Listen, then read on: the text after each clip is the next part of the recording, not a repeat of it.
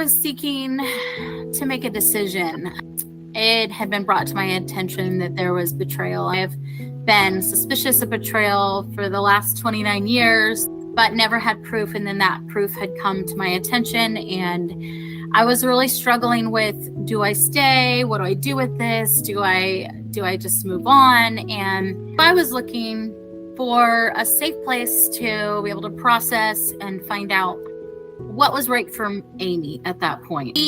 I think we were about 2 or 3 weeks in, and it just all of a sudden, just clarity came of what I needed. That's what I had been looking for, and that's what I kept feeling this foggy mind on. Just going through the program about week 2, week 3, I think it was kind of between the two. We were wrapping up week 2, heading into week 3, and it's just like all of a sudden I knew what I had to do.